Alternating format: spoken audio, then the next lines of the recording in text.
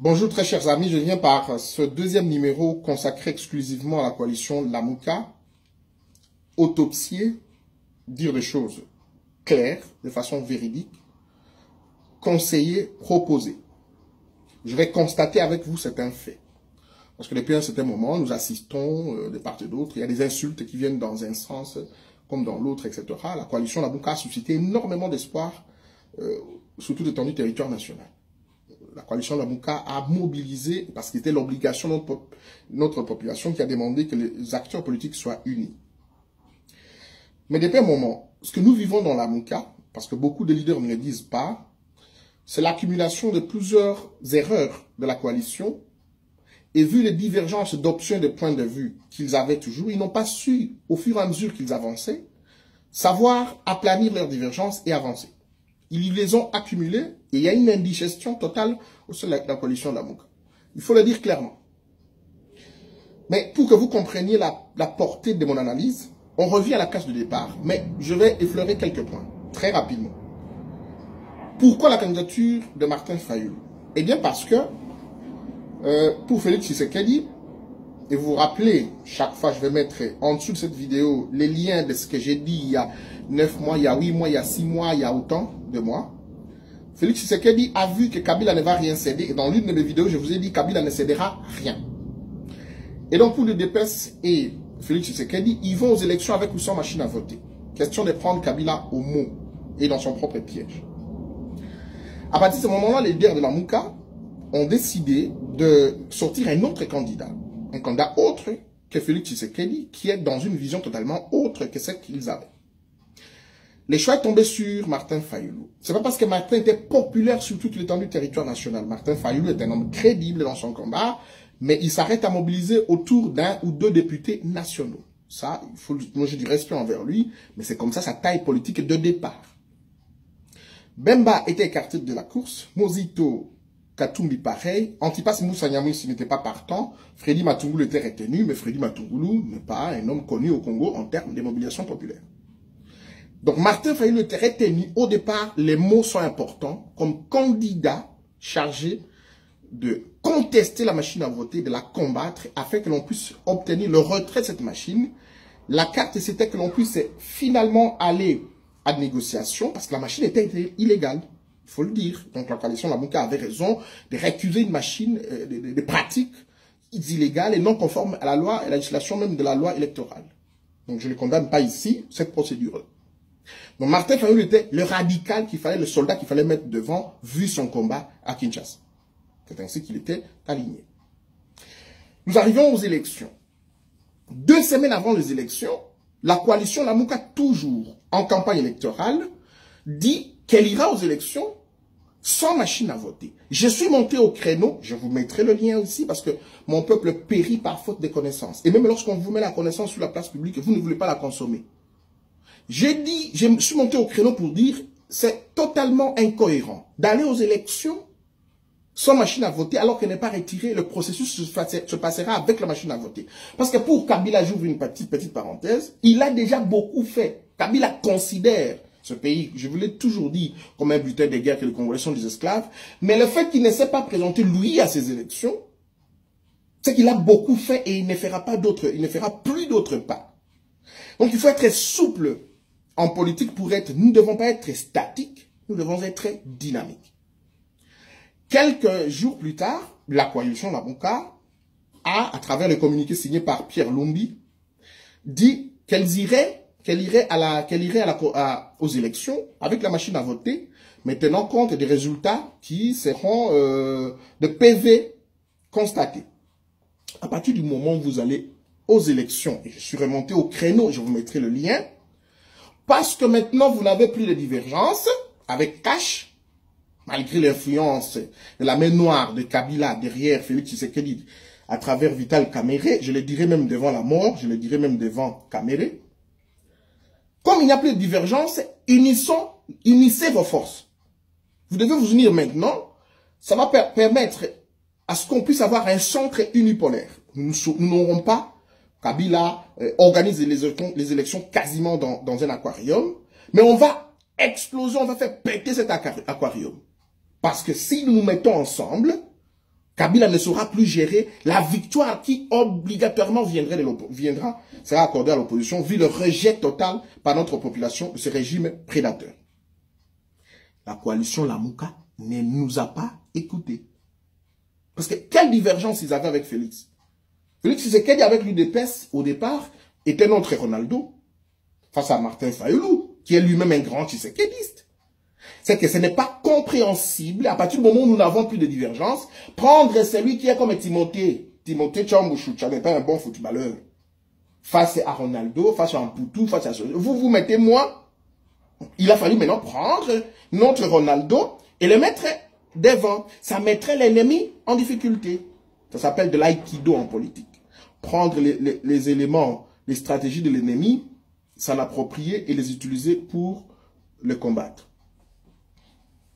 Nous arrivons à la Cour constitutionnelle. Donc, première des choses, la Mouka a refusé de se fusionner avec Cash à partir du moment où il n'avait plus de divergence sur la machine à voter qui était la seule divergence de leur désunion.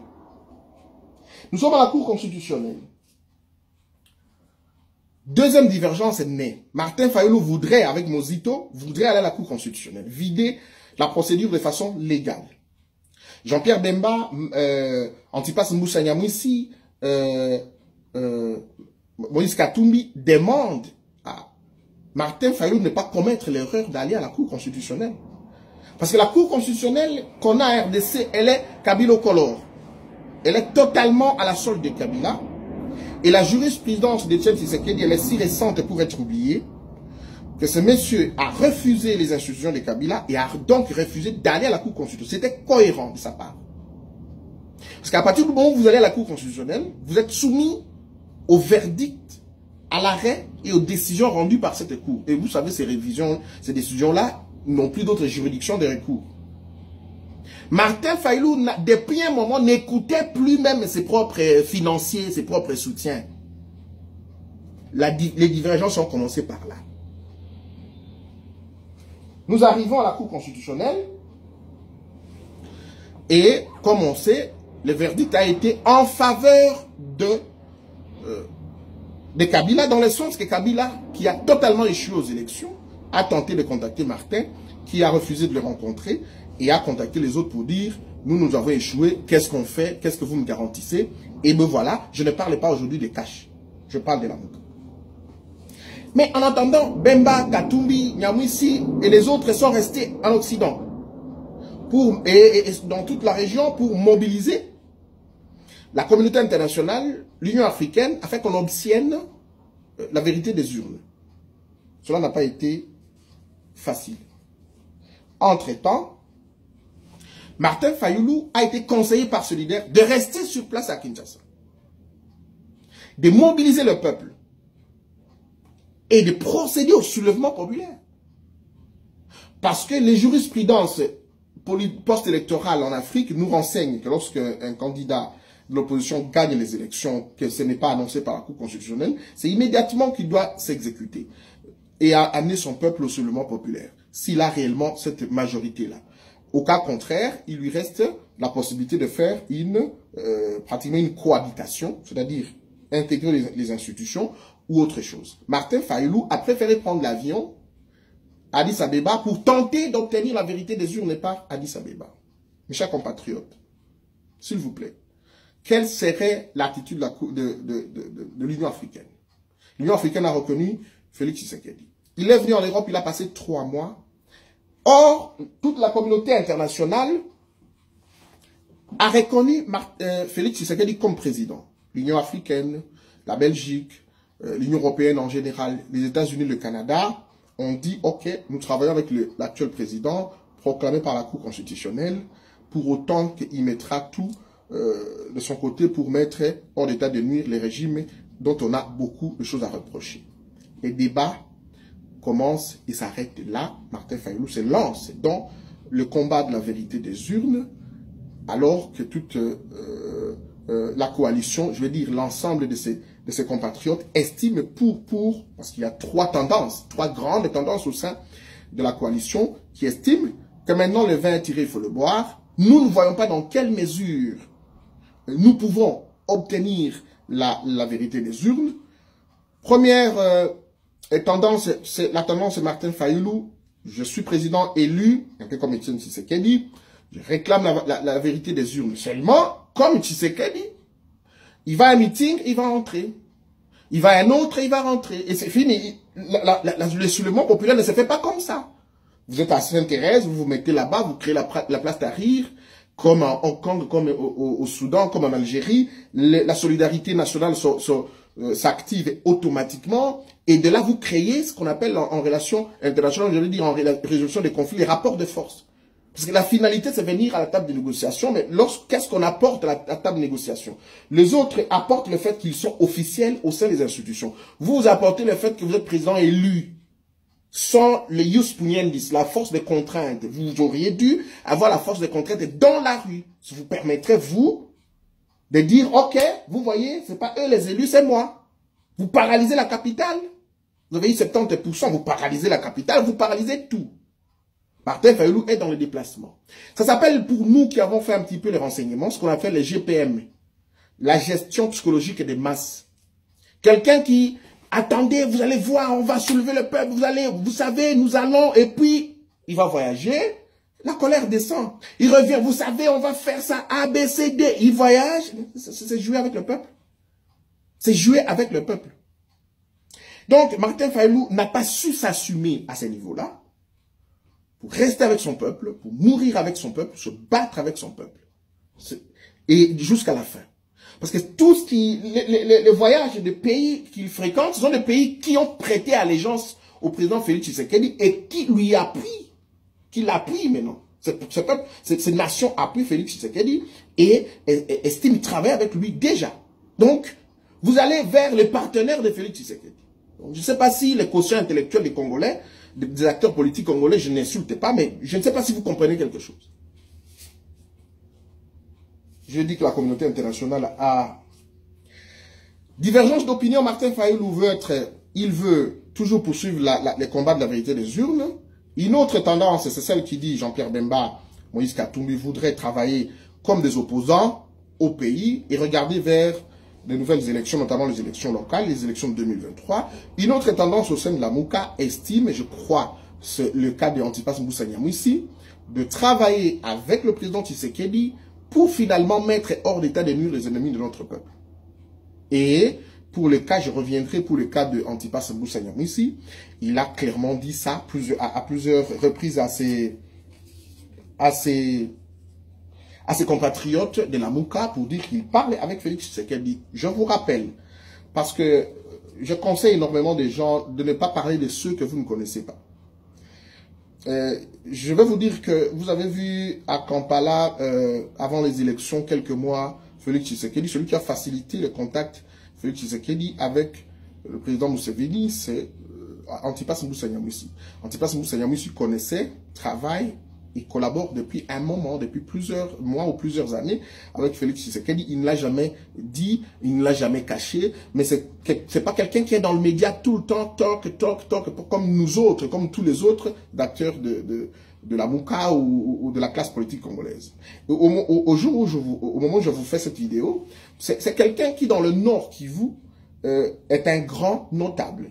Et les principaux du notable du Grand Nord, des notables du Grand Nord, c'est entre autres Antipas Mbusa Nyamwisi, dont la voix porte, parce que les gens sont en train de calculer sur non, est-ce que il a combien d'élus, j'ai vu mon frère Mondeke, qui est d'ensemble, qui aurait dû se référer à ce supérieur d'ensemble, quelle est la stratégie qui se met en place à Kinshasa actuellement, je ne peux pas beaucoup dire ici, au lieu de commencer à jeter des diatribes et manque du respect criant envers un leader qui travaille avec vous. Et donc, attention, vous ne connaissez pas la personne de Mbusa Nyamwisi, c'est un type crédible qui ne va pas chercher un poste. Parce que je vous rappelle qu'en 2011, il est allé à Kingakat, pendant qu'il n'était pas encore achevé, dire à Kabila, je ne suis pas d'accord pour la corruption qui se passe dans ce pays, notamment dans l'armée, dans l'administration et dans l'armée.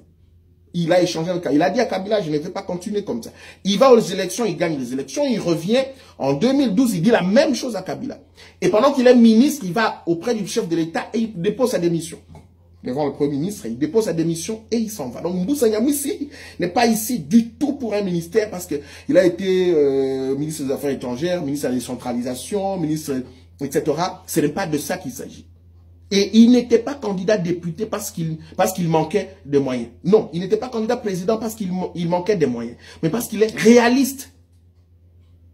Il savait que les élections que Kabila organise sont des élections dans un aquarium. Entre-temps, Martin Fayulu était candidat président de la République. Dans une élection normale, candidat président de la République, Martin Fayulu, Franck Diongo, envers qui j'ai du respect, je n'ai pas dit quelles sont leurs tailles, de mobiliser l'étendue du territoire national. Non, ils mobilisent à leur taille, à leur niveau. Ça, c'est pour monter les enchères, comme Matungulu, comme les autres, et venir négocier avec les principaux challengers qu'on appelle en bon français des candidats sérieux. Candidat sérieux, c'est Jean-Pierre Bemba. Candidat sérieux, c'est Katumbi. Candidat sérieux, c'était Félix Tshisekedi. Candidat sérieux, c'était Vital Kamerhe, qui, parmi les grands leaders de notre pays. Donc, les ambitions, la gestion des ambitions démesurées dans la Mouka, et les leaders de la Mouka ont laissé un petit peu de temps à notre frère Martin Fayulu de digérer ensemble cet échec-là, et lui disent, maintenant, on revient, on va se battre. Et Martin Fayulu est dans son chemin.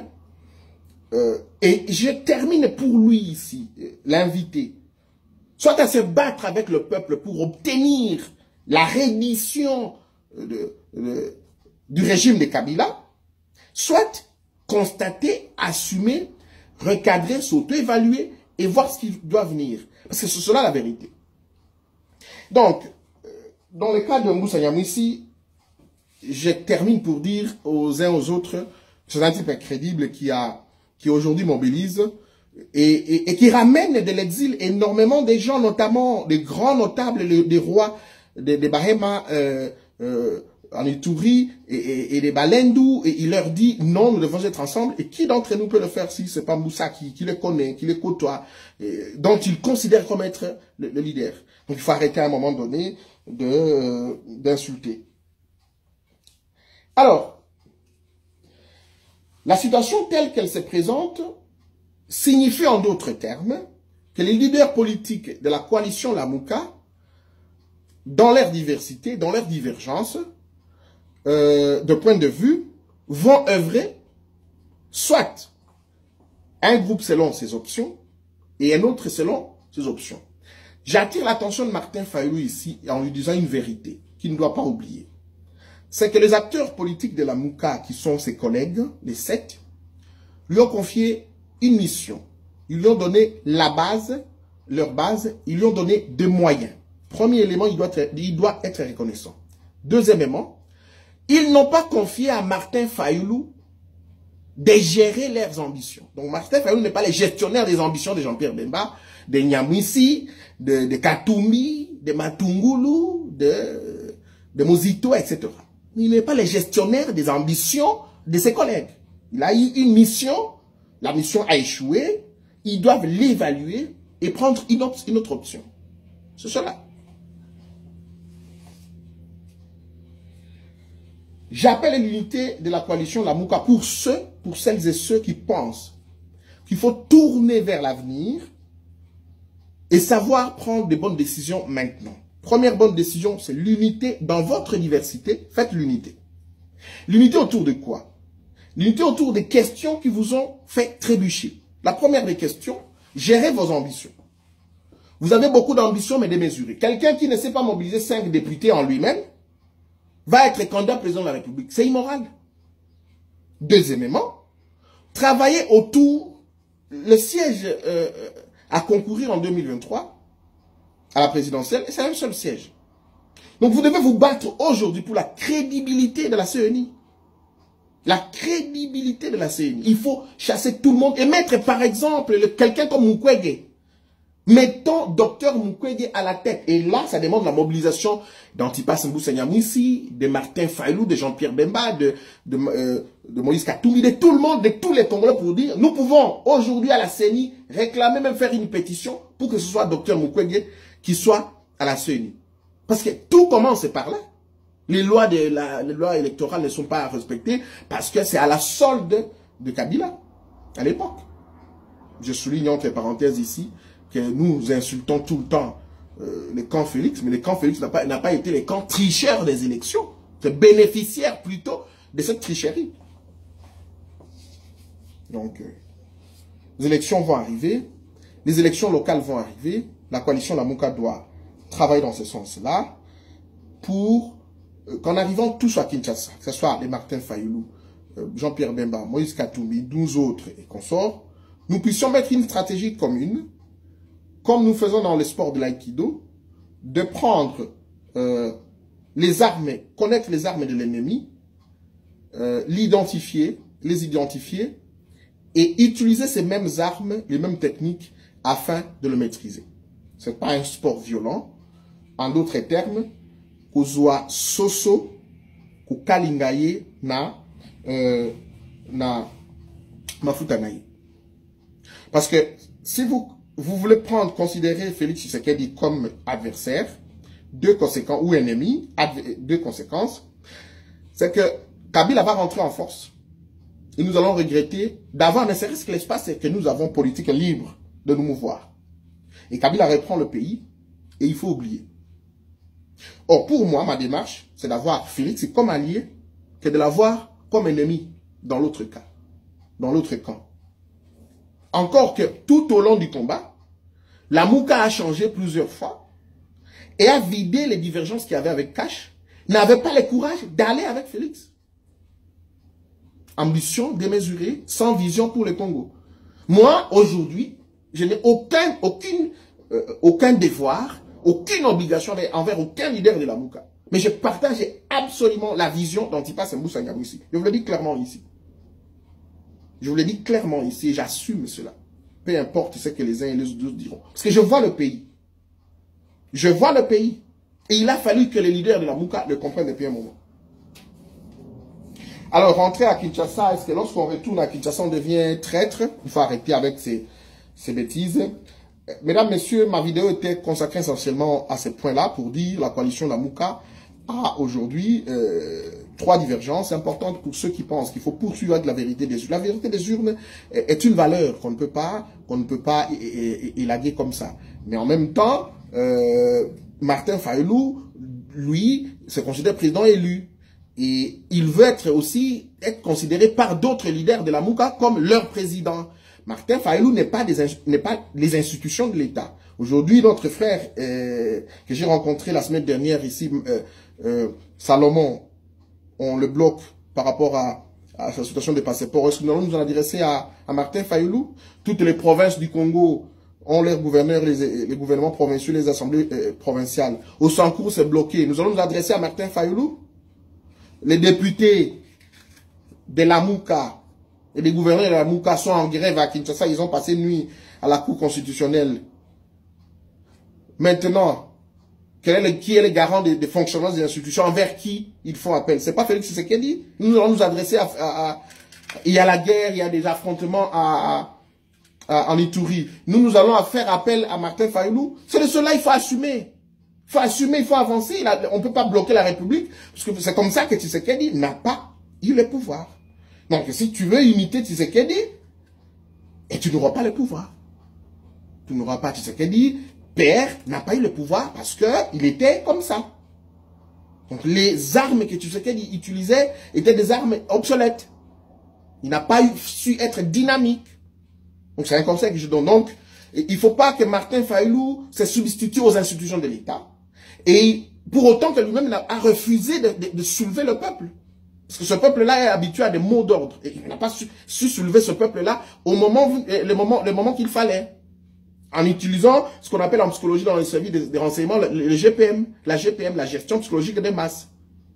Je vous montre une lumière, après je vous mets dans l'obscurité, je vous donne une lumière, je vous mets dans l'obscurité, et puis on ne fera pas bon chemin comme ça. Donc je préfère dire les choses clairement ici, que Martin Fayoulou et la Mouka ont commis des erreurs qu'ils n'ont pas su gérer au fur et à mesure qu'ils marchaient. Ils n'ont pas pu les extirper, les épier pour savoir la marche. Mais aujourd'hui, nous sommes devant une situation telle que les institutions qui sont à Kinshasa sont devenues légales et acceptées du monde entier. Donc moi, quand j'ai un problème, à l'Odja, au Sankourou, chez moi, je vais demander à Félix Tshisekedi, comme garant de la nation, d'assumer les responsabilités et de trouver solution pour le Sankourou, pas Martin Fayoulou. Quand je voudrais que mon frère Kalonda rentre au pays, je m'adresserai au service de l'État, pas à Martin Fayoulou. parce qu'il y a insécurité à gauche, à droite, que salaire, etc., un problème de viol à Kinshasa, je m'adresserai au garant du fonctionnement des institutions. Pas à Martin Fayulu. Mais cela ne veut pas dire qu'il a démérité, cela ne veut pas dire qu'il n'est pas crédible, non. Mais les choses sont celles-là. La politique n'est pas statique, elle est dynamique. Rendez-vous au prochain numéro, je vous laisse commenter dans tous les sens, mais moi j'assume mes responsabilités. Je n'ai pas un compte à rendre à qui que ce soit. Merci infiniment. Sans orgueil, hein. Je le dis parce que je suis sincère.